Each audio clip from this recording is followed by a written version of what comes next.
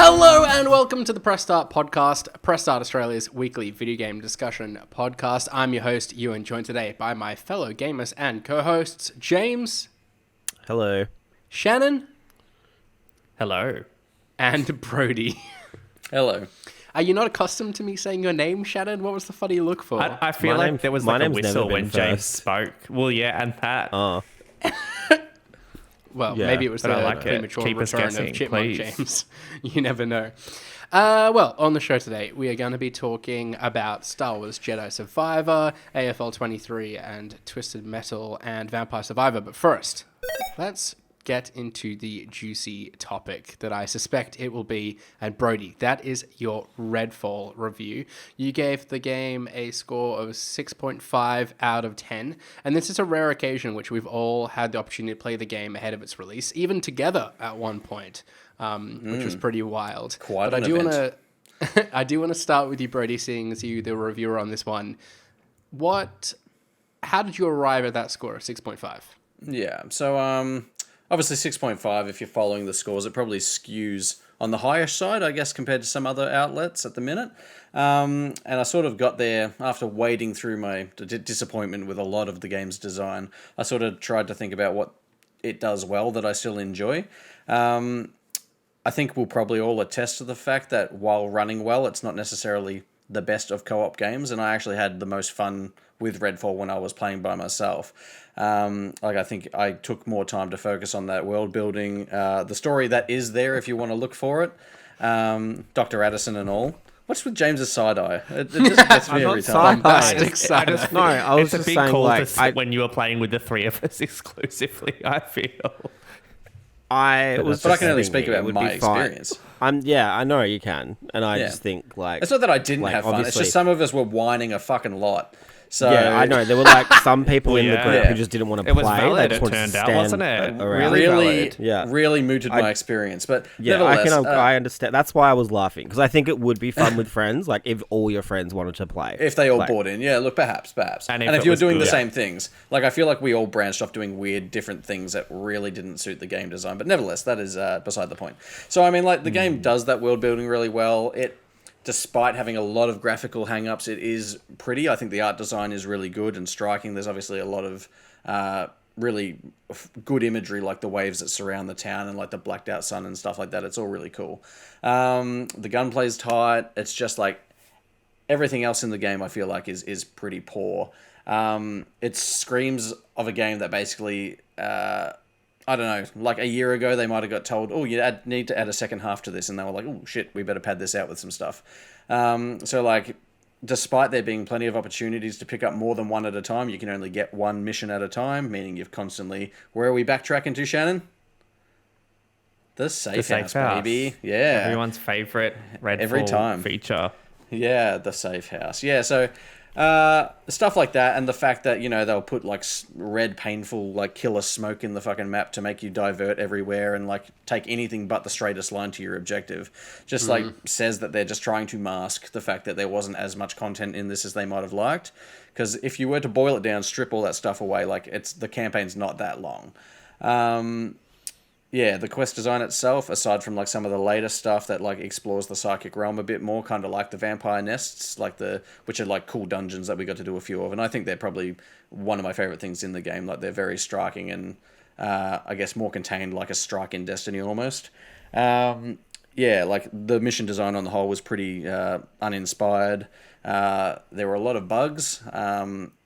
Graphical and otherwise, like there were plenty of times like I would stealth up to a point in the map and enemies would just appear out of nowhere because the game would load them in and then I'd just get absolutely shot to shit. So a lot of frustrations like that, a few hard crashes. Yeah, so pretty unoptimized, pretty uninspired. It's a shame because, you know, when I was sort of full flight doing, I guess, the best parts of the game, I did have a bit of fun. But on the whole, yeah, it's disappointing. And like I've seen a few people say, and I don't disagree with it, like a team like Arcane, who have like so frequently like delivered like high quality games, like they probably not have earned like a swing and a miss to a degree. But yeah, I don't know. It's just a shame that a month ago or a couple of weeks ago, we spoke about how important this is for Microsoft in particular, because their first party output hasn't been the best, and they really needed this to hit to take a little bit of the pressure off games that are coming later in the year, like Forza and Starfield and stuff like that. Yeah, I definitely do want to circle back to that point and open up that discussion. But sticking with Redfall a little bit longer in isolation, Shannon, when we were playing it together, you were one of the more vocal in your criticism of its design repeatedly, as Brody called out, returning to the safe house to pick up another mission. What exactly were your gripes with the design and the mission structure of the game? I really enjoyed the combat and the gunplay and the vampires and everything to do with that. When it was happening, it just felt like when you boiled it down to how much of the game that actually made up, it was literally, I reckon, 10% of the time we spent doing it. And it wasn't as if when you're going between the safe house and a mission, you're running into 5 other things you can do along the way. You're literally going from point A to B, and there was at least 3 or 4 times where we would have to deliver something and wouldn't really even encounter many enemies along the way, and then just go straight back to the safe house. Yeah, I've seen other people pointing out to a cemetery, and then 4 of us kill one fucking vampire. Exactly that. And I couldn't believe how often we were moving between objectives, at least in the first area. Maybe it gets different as the further into the game you get. How little enemies you would encounter. You would traverse half of the map and not encounter a single enemy. And comparatively speaking, compared to games like Far Cry, which I guess this game drew comparisons to in previews, the map isn't really that big. The game is in 2 halves. So you'll be in this first area that we were in for the first 6 hours of the game, and then you'll move into the other one after that, which is about the same size. So there's only the 2 areas. Yeah, just 2. Right. So all things considered, it's not that huge. They're probably slightly bigger than some of Destiny's biggest areas. If you were to go to the Cosmodrome, for example, and go to every area of that, it's probably almost in scale the same size, just obviously more spread out. And I think a lot of reviews called this out as well, and I think we spoke about it. It appeared that there was no scaling. So playing one player probably was better experience as one player, because it felt like it was more balanced in terms of enemies on screen that you had to take down, where it was exactly the same amount of enemies for 4 players, and it didn't feel like there were enough enemies for 4 players on screen for at least that first half of the game, or near the half that we played. And then I assume it did change a little bit. Further to that point as well, even the synergy between the 4 of us when we were playing, I didn't feel like with Destiny, they make team composition and your supers and all that sort of stuff a focal point, and obviously being able to use them in conjunction with each other is a big thing, and I feel like that wasn't really there. You had Ewan's, I think he was playing as Remy, you had your healing well and stuff, and that was probably the main thing that you'd all use together. I feel like the I guess the traversal abilities of one of the other characters weren't really useful in a group, and the guy I played, Jacob, his are purely offensive, and I think they really were pretty good in certain situations in the game. They were good for high DPS and stuff like that in crunch minutes, boss fights and stuff like that. But in a team setting, beyond dealing DPS, it's not really. Yeah, there wasn't really a lot of synergy. I didn't feel when we were playing. Yeah, the whole progression and the kind of scaling shortcomings really bothered me. I was talking about it links while we were playing, but having just come from Dead Island 2, I think it did this style of game so much better, Dead Island 2, and I kind of thought maybe people would roll out of that and into this, but I don't know if I could really recommend that based on what I've played with any sort of confidence. But you should be able to play and progress a story with friends and that relate back to your save, depending on how far you've played through. If you've played past the point you've made it to in your game with your friends, it should just pick up and carry on with you. To then go back having played together and start a game fresh with me with a character that we'd already got up to level 8 or whatever, it just kind of felt super odd. And to be locked into that character at that point, I couldn't have loaded another one and kept that skill point progression or anything. I would have been starting from ground zero once again. Just when there's so many good examples of that being demonstrated in other games, it's so frustrating that it's not here this time. I think it's sad, because I think everyone can see that there is a good game here. The premise, the setting, and I think the gunplay are quite good, but I don't know if it was rushed for whatever reason, given like Xbox just needed something. Like, I think no one can deny the fact it probably needed more time in the oven. I think it could have benefited from that. So that's the sad thing for me. Like, there's definitely signs of life here that could have been made better as a game. I do wonder if for sure there'll be updates to it as well, and if it will become better over time. But yeah, it probably has a long way to go. James, you've been quiet. What did you make of Redfall? It was alright. I'm a big Arcane person, so like, yeah, it to me it just like flies in the face of everything that they're like. It's not what they're good at, and it's not. And I can appreciate. I don't think like, of course every dev should have a chance to try something new. And obviously for them it's new, but I think like overall, big picture wise, like it's not really that new. And the thing that struck me the most was, like Brody said, there's obviously there's like not much game here, and the ways that it's been padded out are quite obvious. Like even not just being able to pick up only like 1 or 2 missions per like visit just doesn't make sense to me. But then, like we were saying when we were playing, is like if it was the other way around, you would just finish it so quickly. I don't know, like, I know, like, say Arcane is, maybe people felt they were getting a bit stale with, like, the idea of the immersive sim and stuff, but, like, I feel like that their games are so revered because there really isn't anything like that. So to then pivot to this kind of style, which isn't really their style, doesn't really leverage anything that they've kind of become known for, or they're really good at, was just really disappointing. There's like glimpses of it though, right? Like, I mean, obviously the art style and even the kind of just setting and tone of the game still feels very Arcane.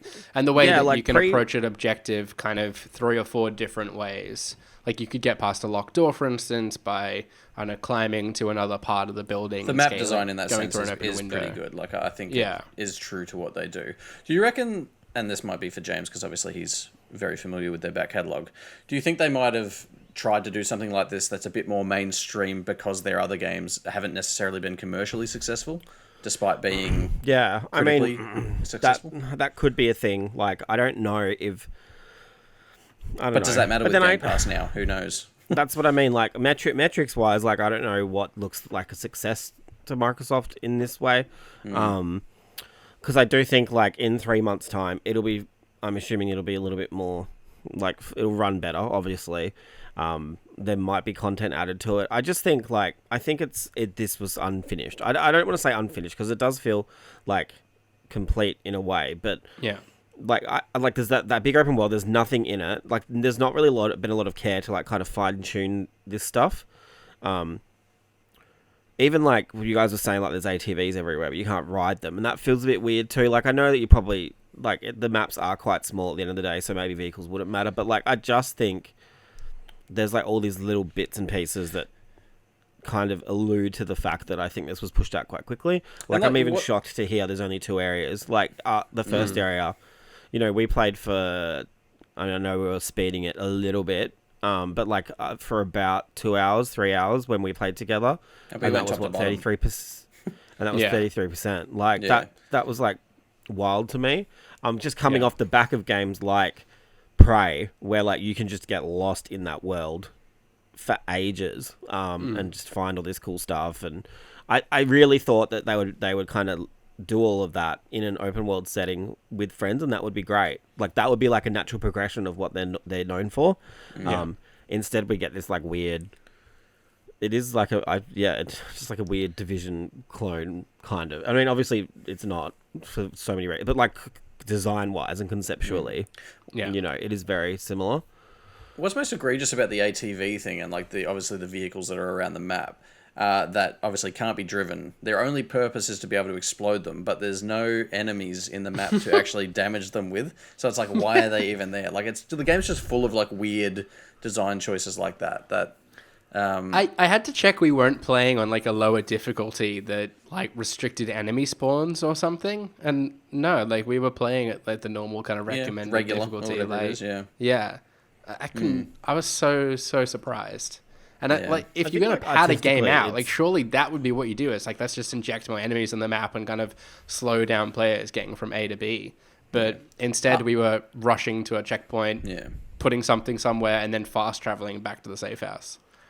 I also think like it's quite repetitive, and coming off of Dead Island 2, which was also repetitive, like it is to me like a miracle that game came together the way that it did under the same like worst circumstances, I would argue, and be so solid and polished and released on so many different SKUs, like 5 different SKUs at least. Like it's crazy to me that all happened, you know, and then Redfall is here, and it doesn't like. I don't know. I'm probably being too harsh on it, but like I just was like severely whelmed, maybe even underwhelmed. You mentioned, and maybe I would enjoy it more by myself for sure. Like, and that's the beauty of Game Pass, right? Like you can just jump into it again later if you need to. In saying that though, to go back to the progression, it's so frustrating to have played it together. Well, obviously, yeah. Like so, we were playing like 2-3 hours. Yeah. And I had to leave, and then like you all had to quit and start again. That won't like, be a problem for James because he was the host. So yeah. Oh, well, true. Yeah. but do you know what I mean? Like that's also a bit weird to me. Like if one person has to leave, like I just think like where we're at now with like co-op and online and stuff, like to not have drop in drop out feels also given a little bit we weird. all started together, like the 4 of us literally started a new game. Like we all should just be able to then go off from that point and do our own thing if we choose to. Yeah. I think like host migration is not like a new thing in like games like this. So like, but I think that again just speaks to Arcane's inexperience in making a game like this. Like they just and I think that's the least of its problems. If I'm being honest, like I don't think that's why it's being. I think fundamentally, like there's something wrong. Like it's not like these little features are missing and stuff. I just think like generally speaking, it's quite simple. To go to then like open up, I suppose, that broader conversation about Xbox's plate of games now, I suppose. Like you kind of hope this would be the opportunity that merging with the likes of Xbox would provide, though. It's like, hey, you want to come in, you want to make a different kind of game. We can connect you with people that have experience making the sort of game you want to create. Like we can help you with some sort of host migration system or that kind of thing. James, to put that into a question, like, sorry, go for it. Like in terms of Xbox, the way that obviously Game Pass is structured and stuff, like, are we at the point now where they just need to get stuff out to have stuff there to have subscribers engaged? Like it's not. Like, yes, it wasn't ready, but there's nothing else this month. Like, you want to have that, like, kind of steady string. Like, it reminds me almost of, like, you know, when, like, Disney Plus kind of first started, when it still kind of happens, and you have, like, all these, like, kind of tentpole shows, and there's, like, shitty in-between ones as well. Yeah. To, like, keep people going. And some would argue it's still like that. But, like, I generally speaking, that's what this whole situation reminds me of a little bit. Yeah. Yeah, you kind of get maybe smaller titles to kind of fill the gaps between your next Halo, your next Gears of War, that kind of thing. Perhaps. But I think at the end of the day, like, you need to have the content that everybody wants to actually subscribe for, and like this is not that. I don't think. Yeah. Not only that, I still think, and I think we talked about it last week whenever it was, like the fact that it doesn't run great on the Xbox Series X and looks totally different, in my opinion, to it doesn't. Like, I feel like this should have been a game that technically, at the very least, ran and so this surprised me. Good. I was playing on PC and I was complaining to you about my frame rate fluctuating wildly no matter what sort of game settings I seem to put it at. Like, I scaled it right down and cranked the DLSS performance, and I was still kind of getting the same range of frame rates that I was having when I had the graphics cranked right up and DLSS turned off. But then I saw screenshots of like what it was looking like on Xbox for you. Like the presentation of the game looked wildly different, and it's running at 30 FPS. Like, Brody, was that a hindrance to your experience at all, or did you find the performance of it manageable? No, well, like I said, the performance and I guess the optimization of the game was poor. The frame rate already, like, obviously the issues it has being 30 only, like, it still had plunges in frame rate during certain, like, fights and stuff with certain special vampire types and stuff. So I mean, like you definitely notice it. And like I said, there was plenty of crashes, plenty of times where I'd like just bug out in the menu and have to like close the game, get back into it and stuff like that. So yeah, I mean, performance-wise, it is rough, but it's something I'm sure they will iron out in the coming months as they sort of work toward this 60 FPS patch. So I'm very curious to see what it will be like in 4 or 5 months, like whether it's going to be significantly better or, yeah. Yeah, I really hope they do give it a bit more time. I also like when Arcane has experimented, like say with Prey, Moon Crash was really good. That was like a first for them, roguelike, obviously. And then even Typhon Hunter was quite fun. Like obviously nobody played it and stuff, like, but that was a really good multiplayer adaptation of like, I guess, like the Arcane formula. So I really kind of hoped that would carry through here. Yeah. But yeah.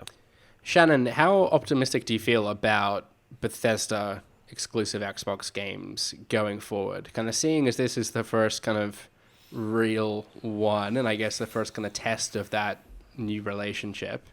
Are you optimistic that this is just an anomaly and it'll be smooth sailing from here, or do you have any kind of broader concerns? It's a hard one. Like I think this is obviously, I don't know percentage, but like it was on the way to being done as a concept, like when Xbox took them over. I think that's been documented. Yeah. So like I don't think Xbox are to blame for this as a concept. I think what surprises me, and like it's on one hand I want to say like there's no way Starfield is not going to be fantastic, but then I just look at this from like the performance point of view and the things we've spoken about like this at least being technically like a showpiece for Xbox for their console. It's so hard. I don't think this is being positioned like that though. Like I can see come November, Starfield printed on the box of a console with like, you know, Power Your Dreams written across the front. I could never see that happening. But this should be that because like Redfall. It's their first game. It's their first exclusive in how long? No, I agree. Like I'm not saying that, but I'm just think that they're not comparable. Like they were never on the same scale. Like of, Starfield. I agree with that. Like the teams are so different as well. Like there's a lot of factors. For me, it's like not the slam dunk that like Starfield's going to come out day one and be a 10, because I think they're going to be in the same position with that, where it's probably going to have to just come out at some point, because what else do they have to release? I think it's definitely like eroded confidence. Like I would have thought that first party games from now, like since Halo onwards, would be, you know, at least decent at launch. You know, like rock solid performance on your flagship console. Well, if this, if this is a real, like we always speak about price and how it really shouldn't come into the factor, but if Game Pass didn't exist and this was a $120 game, like I think scores would be lower across the board and people would be being a lot harsher. I think like that's a safe comment to make, right? Like it'd be less of a pass, I think, for general gamers at least. Yeah. I was curious about how player reviews would kind of net out for Redfall, because Brady, you made the point that like historically Arcane games have been really well received by critics but not done well commercially. I kind of wondered if this was going to be the opposite, like maybe the formula of it, the fact you can play with friends, would make it more popular amongst day-to-day gamers than say critics. And maybe like Game Pass is a factor there, the fact that hey, like you've got a service, you're looking for a game to play, it's not going to cost you anything extra. Is there fun to be had with it? I think yes. Like, despite its flaws, you can still lark about with your mates. And if that's the kind of game that speaks to you, as it does me, then sure, there's something there to pass your time. But yeah, it's a tricky one. The Game Pass, I think it is fun. Like, I think absolutely, like, play it on a weekend with mates. Like, I don't really think there is anything else on Game Pass like it at the moment that I can think of. Like it definitely, boot it up and it runs. It's fine. Like it's a good time when you're in like those combat areas. So I think definitely jump in on Game Pass. I would still I've already recommended it to my brother. Like I've said, hey, we've just played through Dead Island together. I'm like, if you want to keep playing that style of game, like we could jump into Redfall. Like I think we'd have a laugh. But yeah, is it as good? I don't think so. And Dead Island 2 obviously had its flaws as well, so it's not comparing a game to a 10. Performance-wise, we're struggling. Like we're seeing a lot of games have glitches and issues at the moment. It's probably another conversation for another time, but it's across the board. Like there's obviously something happening. Are you at the setting moment, up whether a it be like segue for me? You've seen I what's was going next to say, on the what a agenda? lovely dovetail. Yeah. I haven't looked at the notes at all, but I'll take it. I guess, Brody, just to wrap this up, I want to go back to you and any kind of final remarks you have on Redfall. But where does Arcane go from here? Like, if you want to kind of reflect on your positivity or otherwise as to Xbox's lineup, go for that too. But yeah, I'm particularly curious about Arcane. Like, is this, as you said, a swing and a miss and they go back to what they've done before, or would you like to see them still experiment? No, I mean, I think you always still encourage creatives to, try and do something different. But look, I think they would maybe just focus in on the things they do well, like keep building, really engrossing worlds. Like, this game does end open-ended for a sequel if they wanted to make something a lot more focused that maybe isn't co-op driven and stuff like that. Try and, I guess, turn it into an IP that can, be sustainable and go forward for them. So, look, I hope they do whatever they want to do, and I just hope that is good. Yeah. So. I love that I suggested this was going to be a tight episode, and I just looked at the clock and we're already 25 minutes in talking about Redfall. But do go and check out Brody's full review over on the website, where you'll also find James W.'s review of Jedi Survivor, which was the next game I wanted to talk about, and Shannon, hence why I thought the performance thing might have been a bit of a segue as well. You and I have been playing a bit of Jedi Survivor, and I think we're still both yet to finish the game, but having a great time with it. Are you still enjoying the game? Yeah, definitely. I've been loving it, and going. I don't want to again go back to crapping on Redfall because I did enjoy our time with it, but I was very keen to jump back to Jedi Survivor. Yeah, but yeah, really likewise. Enjoying it. I fell off Fallen Order maybe 60% of the way through. I can't even remember why at the time, but I just feel like this does things so much better in terms of like giving you like double jumps and a grapple hook and things like that from the get-go to make traversal better. You get all of the stances really quickly, which surprised me. It feels like Uncharted 2 from Uncharted 1 in terms of like jumps and being fully realized, and taking it slow, and I'm realizing like how big it is and how much there is to do on these planets with all the little side missions and the holo fighting and things like that. And I'm loving all of it. The game like just does not stop throwing new things at you, be it a new stance or a new traversal mechanic, and like it's hard to know when to move on from a planet because you kind of do want to keep exploring stuff, but you're aware that you're going to unlock a new ability that opens up a different branching pathway. So I'm kind of like committing more to the story now rather than getting lost in the weeds. But I'm the same. I love just the parkour, and the parkour I really kind of love and hated like in the first game. I liked the kind of Titanfall-esque wall running and kind of thing, but it was a bit janky at times. It feels much more tighter this time, and there's long sections where you just do the most amazing kind of string of jumps and rappels and stuff. It's great.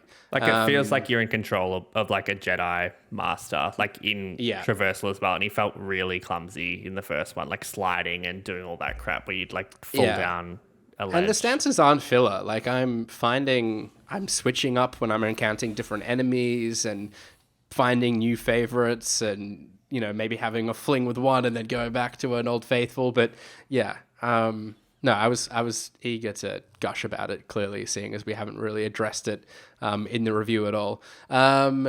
Brody and James, have either of you played any Jedi Survivor, or is it on your radar? I'm conscious, Brody, you've just done a review, and James, I know you've got other games on the go too, but is it one you plan to get around to? Oh, you muted? We can't hear you, Brody. Right you are. I had to duck into JB yesterday to pick up a Fitbit charger for Katie. So I went to the games section. I thought, you know what, I'm going to buy a fucking Jedi Survivor, and I did.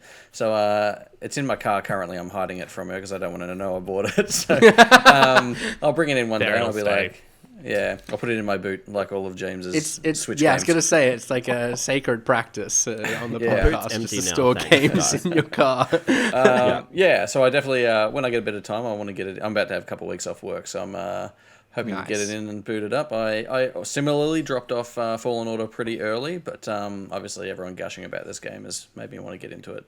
It'd be probably nice to play a game with a bit of polish instead of the the alternative. Well, it's funny you should say that, because it certainly attracted its criticism for its performance as well. A bit of a trend in recent releases, including Redfall. Shannon, have you had much issues with the performance at all? Is it deterred from your experience? Not the performance. I've been playing in fidelity or quality mode, which I think is the more stable of the two. Yeah. Like I think it does keep Brody laughs because quite we hung a lot of shit consistently. on Redfall for 30 No, FPS, but we're comfortable with it in Jedi Survivor. I'm laughing at the group chat. I have, ever since one of the bosses just disappeared into a wall and I defeated them through that. I've had 2 crashes since that, so I'm not sure if that has sent it into a spin. Like one when playing the holograph fighting, and another when fast transporting. I should say, like, there was a note to people who had early access that the launch day patch like might cause issues, so it could just be that. But otherwise, I think it's fairly fine on PS5. Like, it looks phenomenal. Like it's up there with the best looking games. Definitely the best looking open world games, in my opinion. Like, it's just stunning. Yeah. But you know, I'm a nerd well. for this. I usually always play in performance mode, but I had to switch it over to quality mode because the frame rate drops in performance were just a little too distracting. And there was visual tearing too, which I don't often see. Okay, so I didn't get... Wait, why are you laughing? I thought you were about to come after me. No, I don't. I caring about this feel... stuff. I'm usually very sensitive to tearing and like frame rate issues and all that kind of stuff. I can still play a game if it's 30. Oh, okay, guys. Christ. Honestly, You said it. you guys are just The hurry up, wording. please. That was the worst Anyway. phrasing ever. Anyway. Yeah. Anyway, so, but when I play games now, like, is VRR really that good that like it's covering up all of this shit for me? Because, like, example, Elden Ring. I remember played that at launch. It was fine. Everybody was like, "Oh, it's awful! Like, I can't even play it on console." And I'm like, "But like, to me, it looks 60, and it's not my TV doing interpolation or anything like that. Like, it. Do you know what I mean? Like, I don't." I'd love and if then you had I was. motion smoothing on. I played. Yeah, I didn't. I would never do that. Like, I'm not disgusting. But like, there was a I played Coruscant in Jedi Survivor, and then something else popped up, and I had to move to that. But like, that seemed fine to me. I didn't get to the open world though, so I'm assuming maybe that's when it starts to shit itself. Coruscant wasn't too bad. It's certainly Kobo, which is like the next planet you go to, is when I started noticing it chugging more. So you were frequently. playing in performance or fidelity, James? Sorry, I missed that. Performance. Yeah, I think VRR should. That is what it's meant to do. Like, it should help you not notice. Because I had that with VRR there was is another on game, Resi 4 PlayStation, also. isn't it? Like, I had that. I didn't Yeah. have any issues. Like, I didn't see many drops at all. But everyone was saying the performance is unacceptable. Like, well, I mean, obviously I you haven't guys had don't any like performance issues. You're with just a RE4. tolerable human, James, I think. that. I'm not even like, okay. Although sensitive to tearing. Well, despite all of the performance issues, I'm gonna go on a limb I'm and say excited it's to play my more. game of the year so far, and that's without having finished it. I'm just absolutely. I think I said that to absorbed you with once, it. so we're on So the same page disrespectful. there. There we go. Excellent. Anyhow, if you've not picked up Jedi Survivor yet because you were holding out for AFL 23, a very similar game, you might want to me. reconsider, as you'll be waiting a little bit longer, at least if you're an Xbox player. We spoke about this a little while ago, after it was recently delayed. Right before the new May 4th release date, the Xbox version of the game has been pushed to mid to late June. So quite a setback relative to the other recent delay. Shannon, I'm going to come back to you first on this. We spoke a little bit about that physical shipment delaying the release last time, but this time it's both physical and digital. They're getting pushed back. What do you think's happened here? We're speculating again. It's such a hard one. There's so many scenarios. Look, I think that Big Ant initially probably would have taken as long as they could have. As they would have taken as much time as they could have to get it right in terms of patches and getting it right before launching. I think initially there's 2 scenarios. Like, either they just wanted to delay it to get it right with patches and whatever else and took the opportunity. I believe the Xbox story originally, but Like just a shipment I don't know if delay? I believe that as the singular reason why they've delayed it. But that could be that. It could be they just wanted parity between. It's such a hard one because even if you believe that, like they're going against that now, like weeks later, so they could have just released it when they were supposed to and been in the same situation. If it was just an Xbox versus PlayStation issue, we could have released 3 weeks ago and it would have been no different. Maybe there's like some contractual obligation and it gets voided if someone doesn't come through within a certain amount of time or something. So they're just like, fuck it, let's go. Yeah, I think they've realized now that like they can't delay the whole game 6 weeks again because that would be awful for them. Like it's already awful that they had a launch party where they had 20 or 30 AFL stars in attendance and had to delay the game. Like that's a nightmare for them. And I think the retail versus digital thing, like you can't, like EB and JB would be shitty if they've ordered all these Xbox copies and you can order it digitally 6 weeks before they've got it. So I get that part of it. Like if you're delaying, as shit as it is, like if you're delaying it on Xbox, you have to do both, or just cancel the physical version of Xbox. Yeah, I don't know. There's something here that, and we were speaking about this last week on the podcast, I think about like why some indie games don't come to Xbox. I think like either Xbox has stronger QA or it's harder to get patches through. So like that could play a part of it in terms of like what needs to be on the disc. And I do know that the PlayStation version had nothing on the disc, so you have to download the entire game. So it could just be that where Xbox won't allow that kind of thing. There's something at play, and it's weird though because COD's different. I don't know. I can't recall a time where this has happened, where like a game has come out on PlayStation and not Xbox for weeks. Like we're talking 6 weeks, like not 2 days. Yeah. So I'd love to know more about why it is happening. And there's a lot of reasons that I could speculate about why it could be, but I don't know for sure which is correct. Yeah, James, I think it was in last week's episode when we were speaking about Oxenfree 2 not coming to Xbox. You shared your conspiracy theory, I think you referred to it as, that Xbox had some processes that made it more challenging to release games on the platform, and thus some indie developers were opting out as the return wasn't worth the extra effort, I guess, or the hassle wasn't worth it. How has this impacted your conspiracy theory at all? Are you believing in it more given this latest development?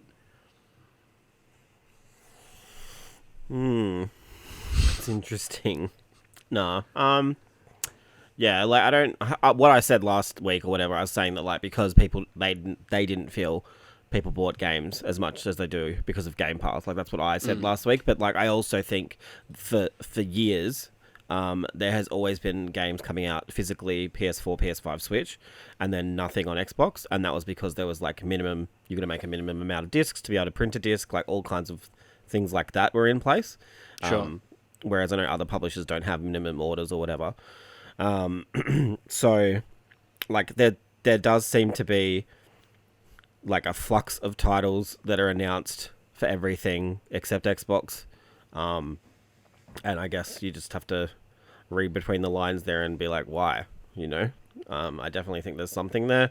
And I think obviously with a game like AFL, it's quite unique in that it's probably, I'm assuming it's produced in the same like logistical chain as every other game that's made for Xbox, as an example.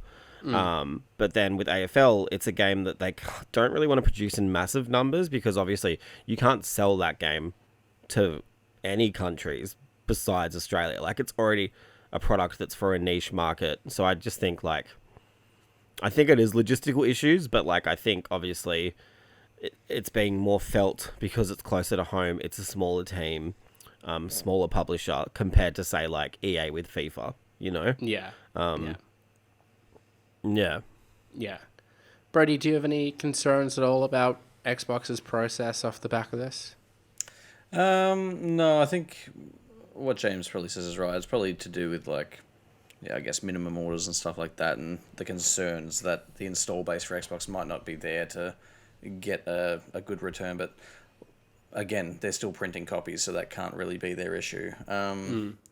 So, but there might be things in place where they can't get out of that as well now. Or maybe even it like hurts the priority in terms of like certification on the platform that kind of thing. That was my kind of gut instinct, that maybe there's some complexity or some quirk to the Xbox certification process. I have read things about this it being relative to PlayStation. I have read things about Xbox's processes, like from other like indie devs who have written articles and stuff, that it's quite costly to get patches out and stuff like that. So whether that's an element as well, and maybe they've had to delay it because of finances and stuff like that, who knows? But I'm not. Yeah, I guess I'm not terribly concerned, because this seems like a very small case in terms of it. Like James said, it's probably just feels bigger because it's closer to home and it's something we're all pretty familiar with. But I think at large, it's probably not going to be a huge issue. Hope the game's still good.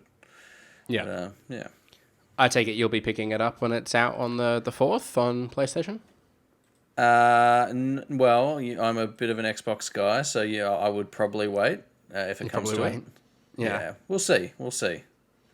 I feel like this could be a fun we'll see how thirsty I am for it. Play some AFL together.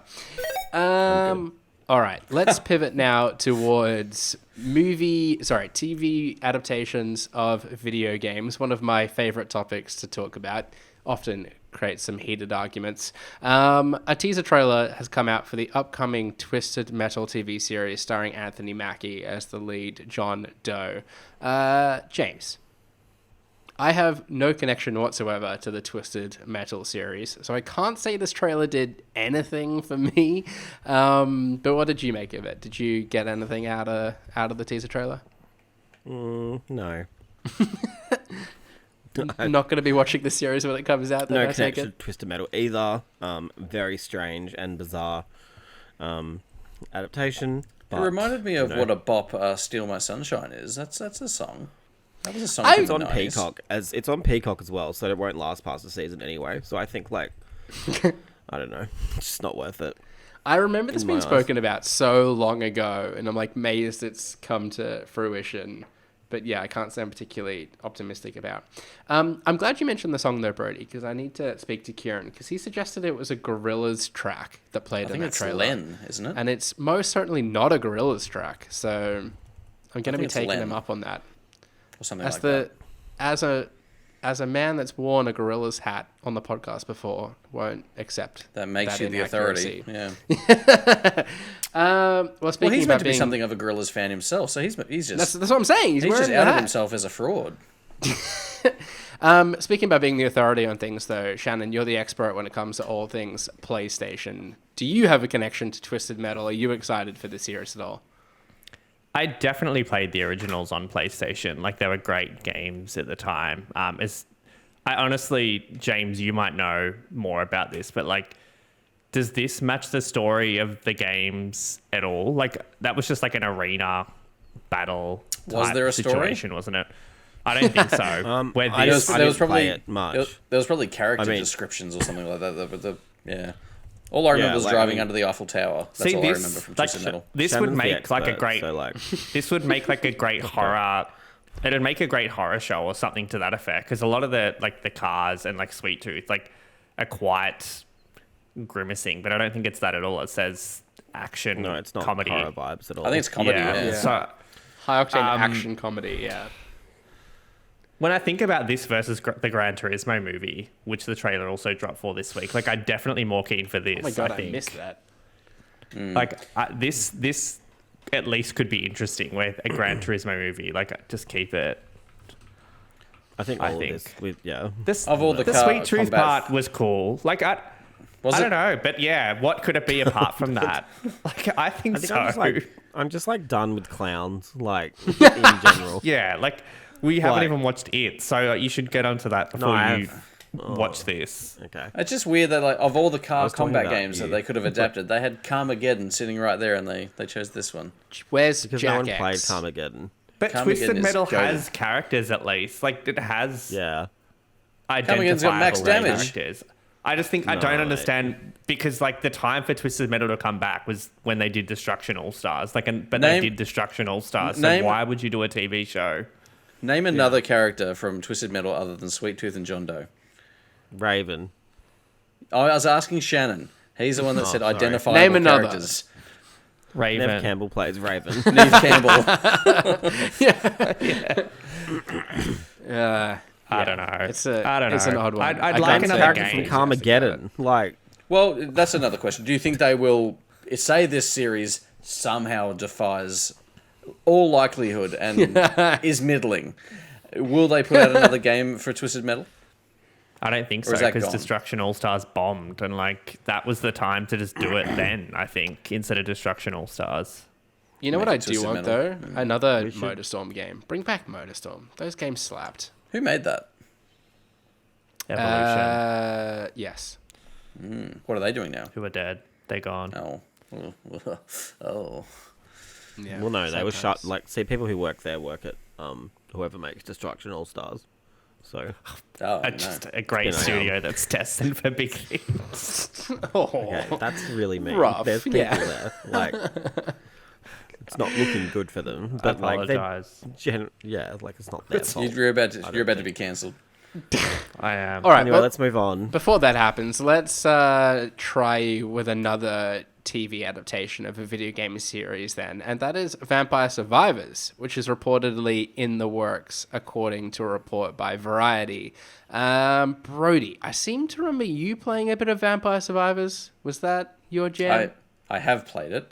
I didn't play it at length. I know James has played it quite a bit, but I feel like Vampire Survivors has probably got less story than Twisted Metal. So I don't see what they're doing here. But is there a lot of lore? Is there? I just imagining James like pushing up his glasses, like, well, he's like, actually. let me tell you. There's a lot of lore in the base, like in the what's it called? Steam description. Where all the the bestiary. Yes, that one. There's a lot of lore there, and they could definitely do some cool stuff with that. Okay. I should note this is an animated TV series. Yeah, it's interesting though because like there's no vampires in this, so I don't know how it's going to go having a show called Vampire Survivors without vampires. I didn't even know that. I missed that detail. That makes there's no zero vampires. sense, right? No, that's bizarre. As somebody who's put 45 hours and counting into it, there's vampires in the game. No, nothing. What? I'm so confused. Yeah, I'm telling you the truth. So what did we fight in the game? Are they all just like zombies or something? Literally everything else. Skeletons. I've played the game. Robin Hood. Surely there's no vampires in You're it. taking the mickey. Okay. You might be right. I'm trying to think of like which of the enemy types There are on a the lot of screen skeletons. I would say was a vampire. There's monks, nuns, gorgons, fairies. Like Is the player character a vampire? No, none of them are vampires. If you get really far into a run, does a vampire appear? No, death appears. Sounds like Redfall. At least Redfall's got that going for it. It does actually have vampires in the game. All right.